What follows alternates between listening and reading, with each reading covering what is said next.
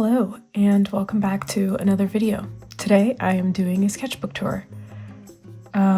This one actually took quite a bit of time for me to finish. I was almost finished with it a few months ago and then I just stopped drawing for whatever reason and recently got around to finishing it.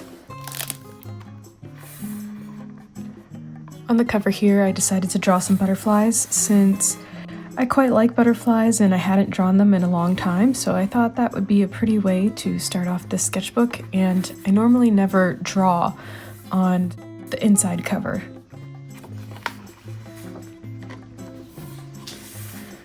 Then here on the first page, I have quite a random set of doodles, which is the case for most of my sketchbooks, but later on in the sketchbook you'll see that I got a bit more focused on what I chose to draw on it.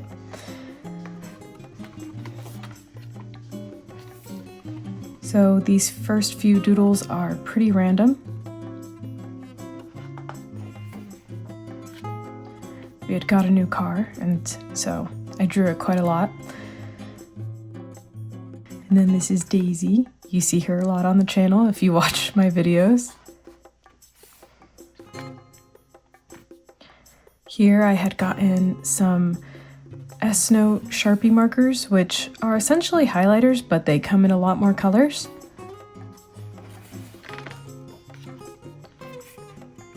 I was sick around this time, so I wasn't drawing all that much, just little doodles here and there.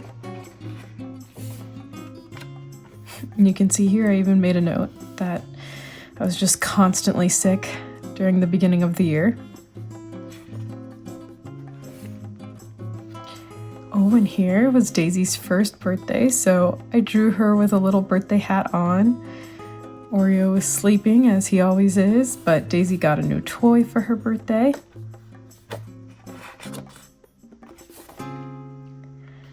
This is the point in the sketchbook that I decided I was going to start focusing more on the fundamentals and actually studying how to draw. Normally I take a pen and just start trying my best, but I decided I wanted to actually try and learn how to draw more. So I spent more time focusing on perspective and proportions and how everything relates to itself.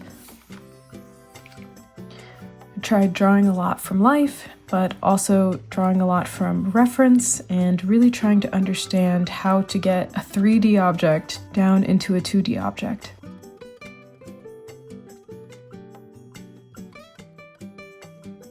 Here, these were with reference. This is a drawing from life, and then more drawing from reference.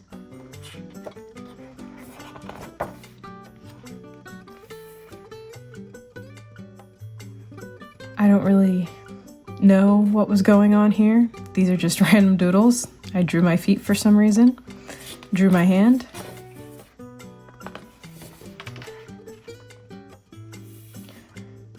More random doodles, but then I started to remind myself that I kind of wanted to focus more on the fundamentals and anatomy, so then there was a lot more of that. As we can see here, I drew a lot of people and trying to understand the 3D forms that made up these outer shapes.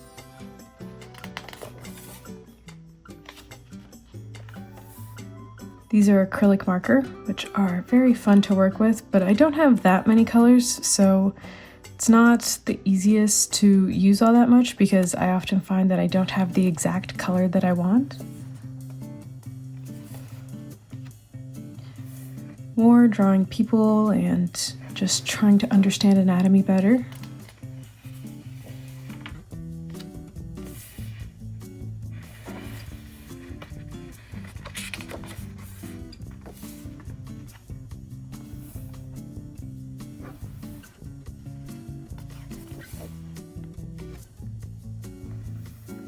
Here I was working on a painting that I wanted to do of our cat Winnie.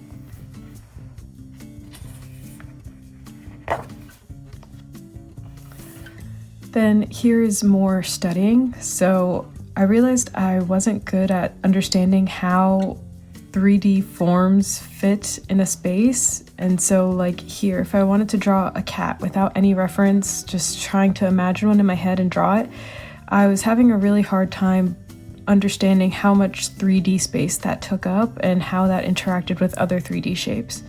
So I spent the next few pages at least practicing from life and really trying to understand that what I'm looking at is 3D even when I'm looking at a 2D picture. So if I'm looking at a photo reference, those are still 3D shapes, and that's something I need to capture. So I broke down a lot of drawings into simple shapes and really practiced how it is I could take something that's 3D and manipulate it in space. And that is what I focused on for quite a while.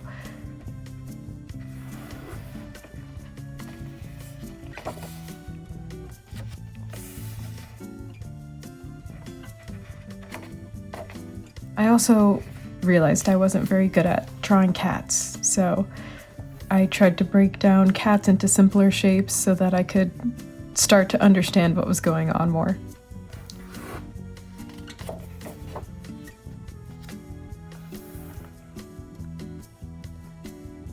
A lot of these I used reference to break down the shapes, but I also wanted to try and draw from my imagination because it's not something I ever do and it's not something I'm good at, like, at all. I have no idea how to do it, but I figure getting better at the fundamentals will help me build new stuff from scratch and try to make things that are more original rather than just copy whatever it is I see in front of me. So like here, I tried to draw this man from my imagination and it's not bad necessarily, it's just not as accurate as other pictures where I use reference. Like these, I think, came out a lot better than this or this. Like I'm good at copying from a photo, I'm not good at creating new things from my head.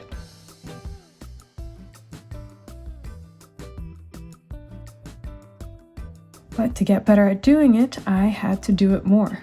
So I kept studying form and trying to rotate objects in my head and trying to look at reference and then place it in a box to see how it fits in perspective and in 3D space, and then practice drawing something from my imagination. Sometimes it wasn't very accurate, other times it was a little bit more accurate, and so I just kept trying.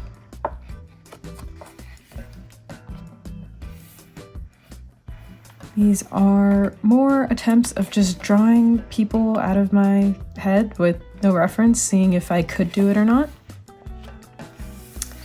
More of that as well. I also tried doing it from different perspectives to see how challenging it was. It's very challenging, spoiler alert, if you've never tried it. It's really, really hard, at least for me. I am certainly no Kim Jung-gi.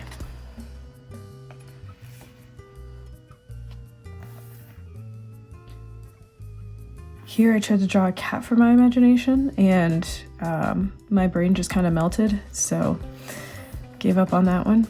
Here I drew a baby. I have never studied drawing babies, so I thought it might be fun to just try and do one out of my head to see what would come out of it. And I think it looks a bit like a baby. It's not like perfect by any means, but I could tell it was a baby. Here I went back to studying from reference just because it was clear that I needed more practice. These are all from reference, breaking them down into simpler shapes.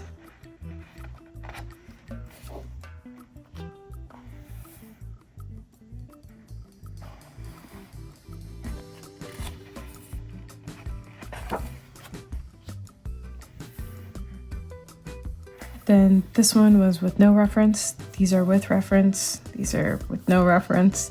Just comparing how things come out when I use reference versus not. What do I need to practice? Oh, this is our cat sleeping. So these are from life here. These are from images online. This one I just made up.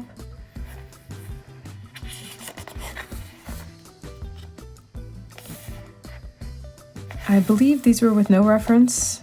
Yeah, I can tell because the proportions are a little off, but then I practiced with reference more here. And then this is about when my studying era period stopped. So I was drawing a lot here every single day, filling up pages and pages each day, which is very unusual for me. Normally I doodle a little bit, then a few days pass, I might doodle a little bit more here and there. But in the past, I was really drawing consistently. If you pay attention to the dates, you can see that quite a few days went past until I drew again. And I tried to study more, but I was just kind of falling out of the groove of studying. I just did small things, stopped drawing for a little bit, went back to drawing a few small things, stopped drawing, and then the gaps between each doodle started to get larger and larger. So this one was with no reference. These were more studies from reference. This was a mason jar I had on my desk with water. This I tried to draw from my imagination, and I just wasn't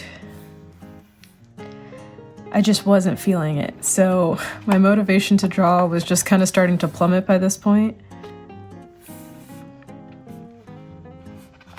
I love acrylic markers. I want like 500 of them.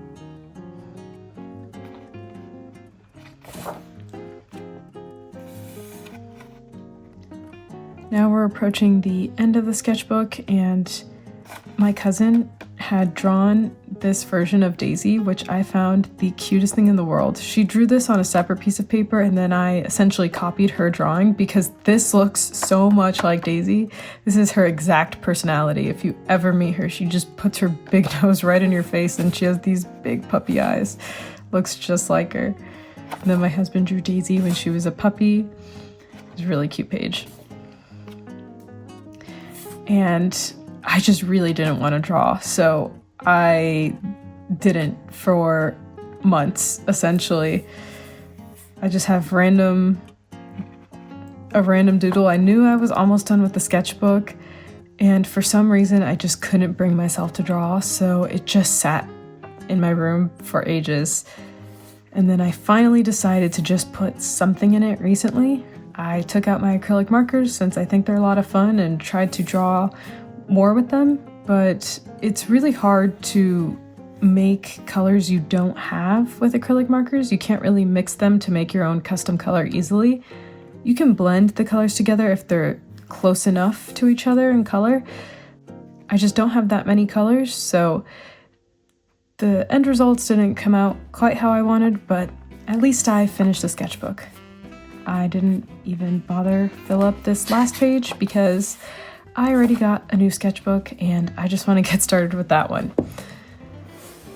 So I will be moving on to a new sketchbook and starting that one soon. And hopefully that sketchbook goes a little better than this one did for me. Thank you all so much for watching. I hope you enjoyed this video. And if you did, leave me a comment. I'd love to know what you think. And until next time, goodbye.